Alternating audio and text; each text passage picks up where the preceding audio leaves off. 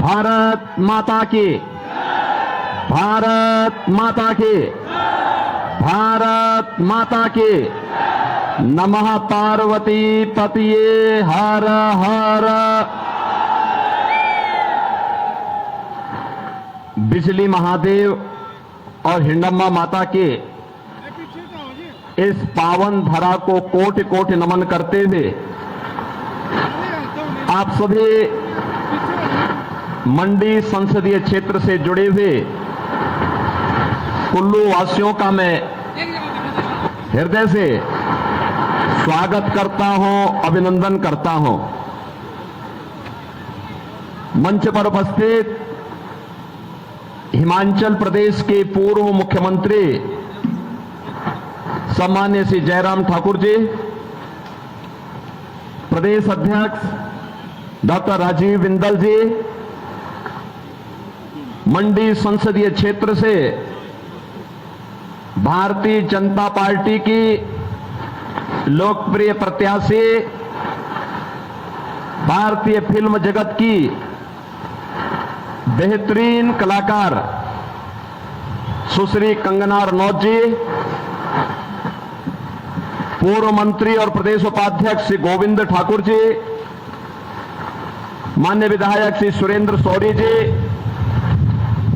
पूर्व सांसद जिनके साथ मुझे भी संसद में कई बार रहने का अवसर प्राप्त हुआ, ऐसे श्री राजा महेश्वर सिंह जी, पूर्व प्रत्याशी कुल्लू श्री नरोत्तम ठाकुर जी, जिलाध्यक्ष कुल्लू श्री अरविंद चंदेल जी, महिला आयोग की पूर्व अध्यक्ष श्रीमती धनेश्वरी ठाकुर जी, पूज्य संत महामंडलेश्वर स्वामी राम शरण जी महाराज, मंच पर उपस्थित भारतीय जनता पार्टी के हमारे सभी पदाधिकारीगण और भारी संख्या में कुल्लू में उपस्थित मेरे सभी उपस्थित बहनों और भाइयों, देवभूमि और वीरभूमि दोनों को कोटि कोटि नमन करते हुए मैं आपका अभिनंदन करता हूं।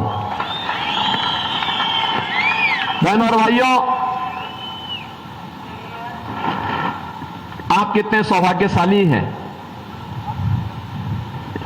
कि चुनाव के दौरान कितना सुहावना मौसम है।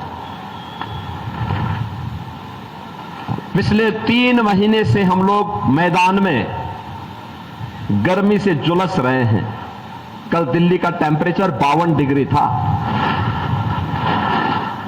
कल गोरखपुर में 48 डिग्री टेम्परेचर था, और जब यहां पर मैं आया तो मुझे बड़ी राहत महसूस हुई। मुझे एहसास हुआ कि वास्तव में देवभूमि हमारा हिमाचल प्रदेश क्यों कही जाती है। यद्यपि मेरा जन्म भी पहाड़ों में ही हुआ है, लेकिन ये तो प्रकृति और परमात्मा का एक संजोग होता है कि हम लोग चलते चलते फिर कहीं और निकलते हुए आज मुझे उत्तर प्रदेश में सेवा का अवसर प्राप्त हुआ है। जब मुझे बताया गया कि मुझे हिमाचल प्रदेश में प्रचार के लिए जाना है, मैंने कहा कंगना जी के लिए तो जरूर जाऊंगा, और इसलिए जाऊंगा कि हिमाचल की इस लड़की ने, देखिए, उसमें मीराबाई की भक्ति है,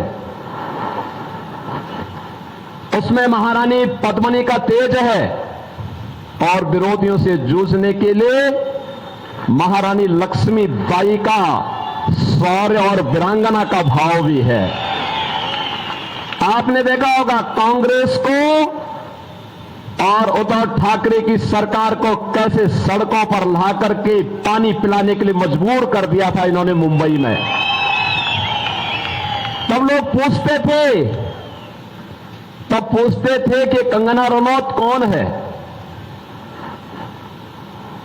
तब यहां से जयराम ठाकुर जी का बयान आया था, कहा कि हमारी यहां की बेटी है, और अगर कोई कुछ बाल बांका भी करेगा यहां की दूर भूमि खड़ी हो जाएगी। और बहनों और भाइयों, आज मुझे आपके बीच में यहां पर उनके प्रचार के लिए आने का अवसर प्राप्त हुआ है। आज हम हिमाचल प्रदेश में मंडी में देखें, हमीरपुर में देखें, शिमला में देखें, पालमपुर में देखें, या देश के अंदर कश्मीर से लेकर कन्याकुमारी तक, कामरूप से लेकर के कच्छ तक, पूरे हिंदुस्तान को जो हम देखते हैं, एक ही नारा गूंज रहा है, एक स्वर पूरे हिंदुस्तान का है, और वह है कि फिर एक बार, फिर एक बार, फिर एक बार, और अब की बार 400 पार की जब बात होती है तो बहन और भाइयों, कांग्रेस चारों खाने चित्त होती है, क्योंकि वो स्वयं 400 सीटों पे चुनाव नहीं लड़ रही है। 400 सीटों पर भी अब उसको चुनाव लड़ने का अवसर प्राप्त नहीं हुआ है। तो जनता जनार्दन से पूछते हैं कि 400 पार कैसे? तो जनता जनार्दन ही कह देती है कि जो राम को लाए हैं हम उनको, क्या हिमाचल और मंडी भी इसके लिए तैयार है ना? जो राम को लाए हैं, और फिर जनता जनार्दन ये भी कहती है कि राम भक्त ही राज करेगा दिल्ली के। आप भी यही सोचते हैं ना? पूरा चुनाव अगर आप देखेंगे तो बहनों और भाइयों, यह राम भक्तों और राम द्रोहियों के बीच में आकर के अब सिमट गया है। राम द्रोही वही जो आतंकवाद और नक्सलवाद का समर्थन करते हैं। राम द्रोही वही जो भारत के अस्मिता और भारत के अस्तित्व पर प्रश्न खड़ा करते हैं। राम द्रोही वही जिन लोगों ने भारत के विकास को बाधित किया, जिन लोगों ने गरीबों के हितों पर डकैती डाली, जिन लोगों ने भारत को हर स्तर पर अपमानित करने का काम किया। और राम भक्त वही जिसके लिए भारत का हित सर्वोपरि है। राम भक्त वही जो भारत की अस्मिता को पहचानता है, 500 वर्षों का इंतजार समाप्त करता है, अयोध्या में रामलला को विराजमान करने के लिए अपनी पूरी ताकत लगा देता है। और जो आपके पूर्वजों का संकल्प था, यही संकल्प होता था। यहां के पालनपुर में 1989 में पहला संकल्प भारतीय जनता पार्टी ने पारित किया था, और अब पारित किया था कि अयोध्या में राम मंदिर के लिए हम आंदोलन करेंगे।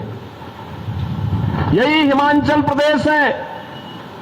और आज जो संकल्प उस समय हम लोग नारों में लगाते थे कि रामलला हम आएंगे, मंदिर वहीं, यही बोलते थे ना। अब तो अयोध्या में राम मंदिर का निर्माण हो गया ना, कोई संदेह? 500 वर्षों का इंतजार समाप्त हो गया ना। 500 वर्षों का इंतजार समाप्त हुआ, और 500 वर्षों के बाद पहली बार अयोध्या में रामलला ने होली भी खेली और अपना जन्मोत्सव भी मनाया।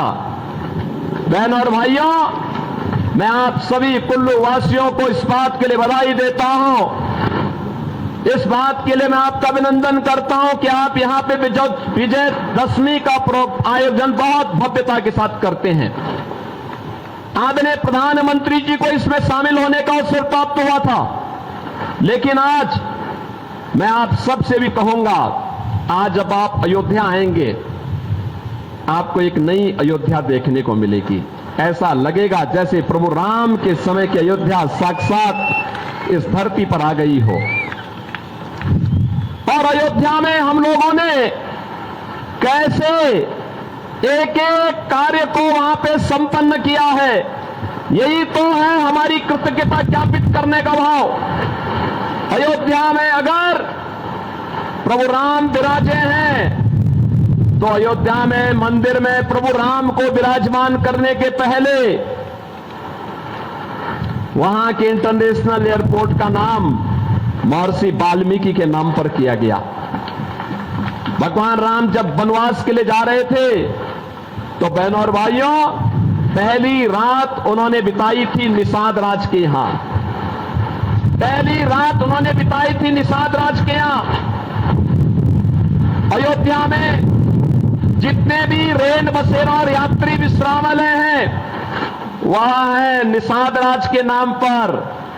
और जब माता सीता को ढूंढने के लिए प्रभु राम वहां वनों में भटक रहे थे तो प्रभु राम के उस समय के सहभाग से उन समय भगवान राम को बेर खिलाने का काम किसी ने किया था, वह माता सबरी ने किया था। जितने भी भोजनालय हैं उन भोजनालय का नाम माता सबरी के नाम पर रखने का काम भी किया गया है अयोध्या धाम में, अगर आप आएंगे तो। और इसीलिए मैं आज आपसे कहने के लिए आया हूं, काशी में आप जाएंगे, काशी विश्वनाथ धाम, अयोध्या में आप आएंगे, श्री राम जन्मभूमि पर भगवान राम का भव्य मंदिर का निर्माण, और अयोध्या और काशी का जब काम हो चुका है तो हम तो अब तैयारी कर रहे हैं मथुरा की तरफ जाने की। बहनों और भाइयों, हम भारत के अस्मिता और अस्तित्व के साथ खिलवाड़ करने वाले लोग नहीं हैं। हम तो भारत को भारतीयता के रूप में पहचानने वाले, भारत की अस्मिता और अस्तित्व के लिए जो आवश्यक होगा उस प्रकार का कदम उठाने में हमें कोई संकोच नहीं। और आपने बदलते हुए भारत को देखा है 10 वर्ष में, मोदी जी के नेतृत्व में बदलते हुए भारत को, एक ऐसा भारत आज जो एक भारत भी है और श्रेष्ठ भारत भी है। दुनिया के अंदर सम्मान बढ़ा है, देश की सीमाएं सुरक्षित हुई हैं। हिमाचल का नौजवान देश की सीमाओं की रक्षा करते हुए पूरी मजबूती के साथ खड़ा है। आतंकवाद और नक्सलवाद समाप्त हुआ है।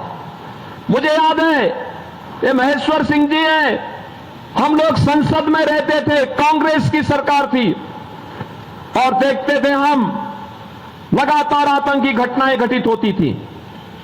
कभी कश्मीर में, कभी दिल्ली में, कभी अहमदाबाद में, कभी चेन्नई में, कभी अयोध्या में, कभी काशी में, कभी लखनऊ में, लगातार घटनाएं घटित होती थी। हम लोग उस समय की कांग्रेस की सरकार से कहते थे कि आतंकवाद से निपटो, आतंकवाद के सामने क्यों घुटना टेके हुए हो। वे कहते थे आतंकवादी तो सीमा पार के हैं। हमें आश्चर्य होता था, सरकार कह दे, पल्ला झाड़ दे। और आज आप देखते होंगे आतंकवाद और नक्सलवाद समाप्त। अब तो कहीं भी आतिशबाजी करते हुए कोई पटाखा भी जोर से फट जाए तो पाकिस्तान पहले सफाई देता है, कहता साहब मेरा हाथ नहीं है, मैंने नहीं किया है, क्योंकि उसे मालूम है ये नया भारत है, उसे मालूम है ये नया भारत है, यह नया भारत छेड़ता नहीं है। लेकिन अगर कोई छेड़ता है तो छोड़ता भी नहीं है। बहनों और भाइयों, नए भारत में आप विकास के नए नए कार्य देख रहे होंगे। हाईवे 2 लेन, 4 लेन, 6 लेन, 12 लेन के हाईवे, रेल, नमो भारत, वंदे भारत, अमृत भारत की नई ट्रेन की सुविधा, एयरपोर्ट की सुविधा, हवाई चप्पल पहनने वाला भी हवाई जहाज की यात्रा कर सकता है, मेट्रो की सुविधा, रोपवे की सुविधा, 1 district 1 medical college, AIIMS, IIT, IIM, IIIT, NIT और वर्ल्ड क्लास यूनिवर्सिटी का एक संजाल पूरे देश के अंदर आज हम देख सकते हैं। अब तो हिमाचल प्रदेश में भी अपना एम्स है। बहनों और भाइयों, आज जिस कार्य के लिए पहले भारत के वासी दुनिया के अंदर जाते थे, आज वह मोदी जी ने भारत के अंदर ही उपलब्ध करवाने का काम किया है। और गरीब कल्याणकारी योजनाओं की इतनी लंबी फेहरिस्त है, इतनी लंबी फेहरिस्त है। एक भारत है, 80 करोड़ लोगों को फ्री में राशन दे रहा है। और दूसरी तरफ पाकिस्तान है, 23 करोड़ की कुल आबादी, वह भी भूख से मर रही है। और मैं कहता हूं उन लोगों से, इन कांग्रेसियों से मैं कहता हूं जो पाकिस्तान का राग अलापते हैं, मैं उनसे कहता हूं काय भारत में बोझ बने हो? पाकिस्तान में जाओ, वहां कोई भीख भी नहीं देगा, वहां कोई भीख भी नहीं देने वाला है। अरे जो स्वयं भूखों मर रहा है, भारत 80 करोड़ लोगों को फ्री में राशन की सुविधा का लाभ दे रहा है। और बहनों और भाइयों, एक तरफ 80 करोड़ लोगों को फ्री में राशन, दूसरी तरफ 60 करोड़ लोग भारत के अंदर ऐसे हैं जिन्हें उज्ज्वला योजना के अंतर्गत, जिन्हें भारत के अंदर 60 करोड़ लोग हम लोगों ने देश के अंदर ऐसे हैं जिन्हें 5 लाख रुपए की फ्री स्वास्थ्य की सुविधा है। और मोदी जी ने एक बात कही है, उन्होंने कहा था 4 जून को जब फिर एक बार मोदी सरकार बनेगी, 70 वर्ष से ऊपर के हर एक बुजुर्ग को प्रतिवर्ष 5 लाख रुपए स्वास्थ्य की सुविधा के लिए उपलब्ध करवाएंगे। कोई चिंता नहीं घर वालों को। मोदी जी ने कहा है किसान सम्मान निधि जारी रहेगी। 12 करोड़ किसान सम्मान निधि का लाभ देश के अंदर प्राप्त कर रहे हैं। हर घर में शौचालय बन गए हैं। 10 करोड़ घरों में गैस के कनेक्शन पहुंच गए हैं। और मैं जयराम ठाकुर जी को धन्यवाद दूंगा कि हिमाचल प्रदेश देश का पहला राज्य है जिसने रसोई गैस के 100% सैचुरेशन को अपने राज्य में पूरा कर दिया है। ये पहला राज्य है, ये भाजपा का पहला राज्य था जहां पे जयराम ठाकुर जी के नेतृत्व में काम पूरा हुआ। बहनों और भाइयों, 4 करोड़ लोगों को आवास देश के अंदर प्राप्त हुए हैं। मोदी जी ने कहा है 4 जून को जब फिर एक बार मोदी सरकार बनेगी तो मोदी सरकार बनने के साथ बचे हुए गरीबों के लिए भी एक एक आवास उपलब्ध करवाने का काम होगा।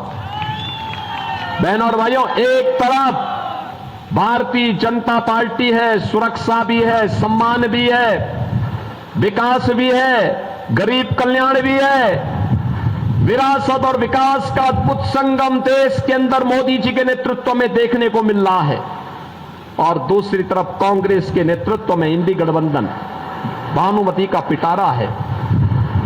आप देखो कितनी कैसा इनका गठबंधन है, कैसा कैसा कार्य कर रहे हैं,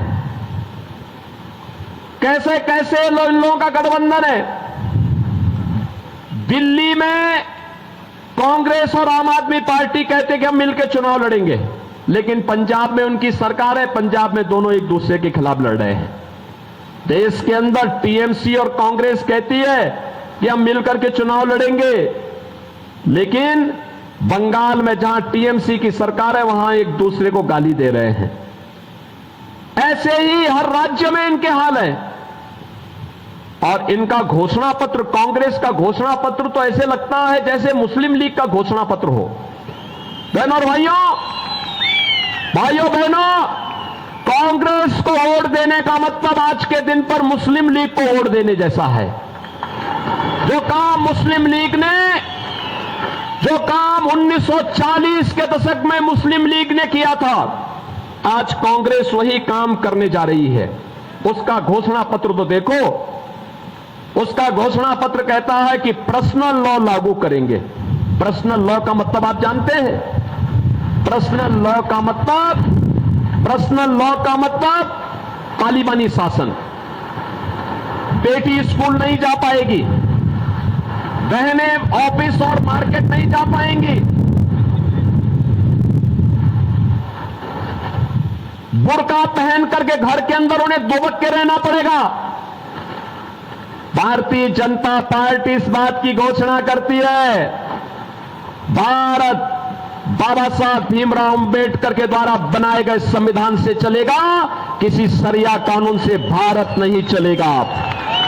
कांग्रेस की इन मंशाओं को पूरा नहीं होने देंगे। और वीर भूमि हिमाचल प्रदेश से मैं आपसे यही कहना चाहूंगा, हमें कांग्रेस की मंशाओं को पूरा नहीं होने देना है। कांग्रेस का घोषणा पत्र कहता है कांग्रेस के शहजादे से किसी ने पूछा क्या करेंगे सत्ता में आकर के, कहा गरीबी हटाएंगे। पत्रकार ने पूछा कि भाई बताओ तुम्हारी दादी भी यही नारा देती थी और तुम भी यही नारा दे रहे हो। कहा दादी ने नारा दिया था लेकिन मैं एक झटके में हटा दूंगा। कहा कैसे हटाएंगे, कैसे हटाएंगे? उसने कहा संपत्ति का सर्वे कराऊंगा। संपत्ति का सर्वे का मतलब आप जानते हैं? पहले आपकी संपत्ति का सर्वे करवाएंगे। आपके फादर, ग्रैंडफादर ने, आपके दादा ने, आपके बाबा ने, आपके फादर ने, आपकी मदर ने, आपकी मां, आपके पिता से किससे कोई पैतृक संपत्ति आपको प्राप्त हुई है, उस पर ये वरासत टैक्स लगाएंगे। वरासत टैक्स में आधी प्रॉपर्टी ये लोग ले लेंगे, आपकी आधी प्रॉपर्टी ले लेंगे और आधी प्रॉपर्टी लेकर के फिर उसको किसी पाकिस्तानी, किसी अफगानिस्तानी और किसी बांग्लादेशी और किसी रोहिंग्या को, घुसपैठे को दे करके। अब आप सोचो, आपका 4 कमरे का घर है या 2 कमरे का घर है, आपके पिता ने, आपके ग्रैंडफादर ने बना करके आपको दिया है, उसमें से आधे में आप रहेंगे और आधे में एक किसी घुसपैठिए को रख देंगे। क्या आपको अच्छा लगेगा? क्या कुल्लू वासियों में पूछना चाहता हूं, क्या आपको अच्छा लगेगा? कहिए, क्या कांग्रेस की मंशा पूरी होनी चाहिए क्या? और मैं इसीलिए कहता हूं, इनका ये वरासत टैक्स जजिया कर है, औरंगजेब का जजिया कर। औरंगजेब की आत्मा एक कांग्रेस के अंदर घुस चुकी है। औरंगजेब मुगलों का सबसे क्रूर बादशाह था।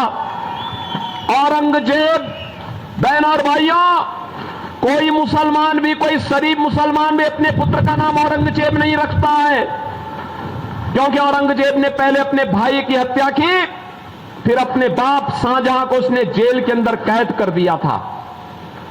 और कैद करने के बाद शाहजहां ने कहा है, शाहजहां की जीवनी अगर आप पढ़ेंगे, शाहजहां ने, अगर आप खुदा पख्त लाइब्रेरी पटना कभी आपको जाने का अवसर प्राप्त हो तो वहां जाइए, शाहजहां और औरंगजेब के बारे में पढ़िए। शाहजहां कहता है कि दुष्ट औरंगजेब, तुझ जैसा कमबख्त पुत्र कभी किसी को पैदा न हो। तूने जीते जी मुझे एक एक बूंद पानी के लिए तरसाया है, और तुझसे अच्छे तो हिंदू हैं जो अपने बड़े बुजुर्गों का सम्मान करते हैं और मरने के बाद भी उनको श्राद्ध और पितरों को जल दे करके उनकी तृप्ति करते हैं। बहनों और भाइयों, जिस औरंगजेब के बारे में उसका बाप ये कहता हो, उस औरंगजेब की आत्मा एक कांग्रेस के अंदर घुस चुकी है। और इसीलिए मैं आपसे कहने के लिए आया हूं, स्वतंत्र भारत में अब किसी औरंगजेब को पैदा मत होने दीजिए। ये औरंगजेब है जिसने काशी में भगवान विश्वनाथ का मंदिर तोड़ा था। यही औरंगजेब है जिसने मथुरा में भगवान कृष्ण की जन्मभूमि पर मस्जिद का निर्माण कर दिया था। बहनों और भाइयों, हमें इन दुष्टों को फिर से जीवित नहीं होने देना है, और इसीलिए तो हम यूपी के अंदर बहुत सख्ती से निपटते हैं इन लोगों से, बहुत सख्ती से। आपने देखा होगा, आज तो मैं जब हिमाचल आता हूं तो हिमाचल का ट्रांसपोर्टर मेरे पास आता है, कहता साहब जब से आपकी सरकार आई है, बीजेपी की सरकार आई है, हम बड़े सुकून से यूपी के अंदर जाते हैं। मैंने कहा कैसे? कहा साहब आज वहां कोई परेशानी नहीं, कोई लूटपाट नहीं, कोई पैसा हमसे नहीं मांगता। लेकिन दूसरी तरफ वहां पे ये औरंगजेब को अपना आदर्श मानने वाले जितने बड़े बड़े माफिया थे, इन माफिया को हमने एकदम ठीक करने का काम किया है। बहनों और भाइयों, हमारा संकल्प था कि अयोध्या में रामलला का भव्य मंदिर बनाएंगे, वह संकल्प भी पूरा हुआ। और हमारा संकल्प था कि उत्तर प्रदेश को माफिया मुक्त करके इनको मिट्टी में मिलाने का काम करेंगे। बहनों और भाइयों, आज आप देखते होंगे उत्तर प्रदेश में कोई माफिया नहीं बचा है, कोई नहीं बचा है। आपने 7 वर्ष में यूपी में कोई दंगे का नाम सुना? अब नहीं होता दंगा, कोई कर्फ्यू नहीं, कोई दंगा नहीं, बेटी और व्यापारी की सुरक्षा पे कोई खतरा नहीं। हर ओर खुशहाली है, विकास के पथ पर तेजी के साथ आगे बढ़ रहा है यूपी। और इसलिए क्योंकि हमने कहा भाई जिसको औरंगजेब प्यारे है तो उसकी कब्र में ही जाओ, तुम्हें वहीं दफना देते हैं। और बहनों और भाइयों, आज यूपी में सब चंगा है, बहुत अच्छा है, कोई दिक्कत नहीं। और मैं आपसे यही अपील करने के लिए आया हूं, कांग्रेस भटक चुकी है, पूरी तरह अपने रास्ते से भटक चुकी है। मुस्लिम लीग का एक नया संस्करण के रूप में अपने आप को स्थापित कर चुकी है। और इसलिए बहनों और भाइयों, किसी बहकावे में नहीं आना है। यहां पे देखिए, आपने भारतीय जनता पार्टी ने आपके बीच में प्रत्याशी बना करके सुश्री कंगना रनौत जी को आपके पास भेजा है। देखिए, उनके पास प्रतिभा है, कार्य करने की क्षमता है, उनके पास कला भी है, और कला के माध्यम से इस मंडी संसदीय क्षेत्र को कैसे चमकाना है, कैसे आगे बढ़ाना है, ये विकास के कार्य करने की एक जज्बा भी है, कार्य करने का, आगे बढ़ने का एक उनके पास क्षमता भी है, और जज्बे को आगे बढ़ाने की सामर्थ्य भी है। आपने उनकी सामर्थ्य को देखा होगा। आप सोचिए, इस पहाड़ से निकल करके अपने बल पर, अपने दम पर, अपने संघर्षों के बल पर जिन्होंने भारतीय सिने जगत में अपना एक स्थान बनाया हो। और अब मुझे पता लगा, इन्होंने बीच में एक फिल्म में जयललिता का रोल किया था, बहुत शानदार रोल था इनका। आप कभी उनकी उस फिल्म को देखेंगे तो ऐसे लगता, मैं कहता था भी ये लड़की जयललिता का रोल, मुख्यमंत्री के रोल को कैसे कर देगी, लेकिन बहुत शानदार रोल उनका उस समय था। और अब मैं कह सकता हूं कि बहनों और भाइयों, जब वो चुनाव लड़ने के लिए मंडी में आई है तो कुल्लू वासियों की जिम्मेदारी बनती है, कुल्लू वासियों की जिम्मेदारी बनती है कि उनकी सामर्थ्य को, उनकी शक्ति का उपयोग करें, उन्हें अपना सांसद बना करके भेजें। देश की संसद में, देश के अंदर जो पूरी आवाज, एक स्वर पूरे देश के अंदर है कि फिर एक बार मोदी सरकार, और अब की बार 400 पार। तो 400 पार में मंडी समेत हिमाचल की चारों सीटें आएंगी, आएंगी। दोनों हाथ आकर मुझे आश्वस्त करिए। आज चुनाव प्रचार का अंतिम दिन है, आज सायकाल प्रचार बंद होगा, कल केवल घर घर संपर्क कर पाएंगे आप दोनों हाथ ला करके मुझे थोड़ा आश्वस्त करिए, करेंगे, जिता के भेजेंगे। लेकिन इसके लिए सभा के बाद और कल एक दिन का समय मिलेगा। क्या आप में से हर व्यक्ति 10-10 घर में जाकर के जनसंपर्क कर पाएगा? कर पाएगा? और परसों उन सबको मतदान केंद्र में ले जाके मतदान करवा देगा, करवाएगा?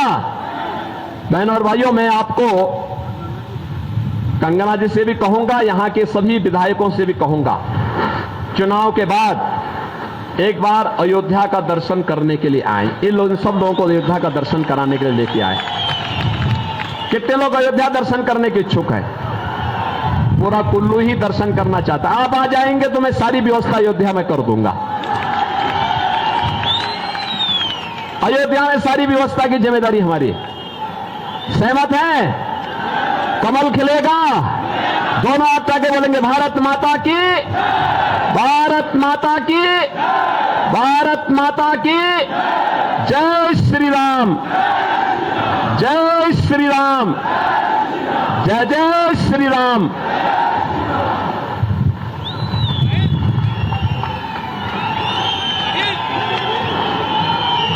बहुत बहुत धन्यवाद।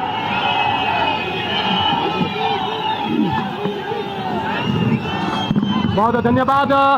इसके बाद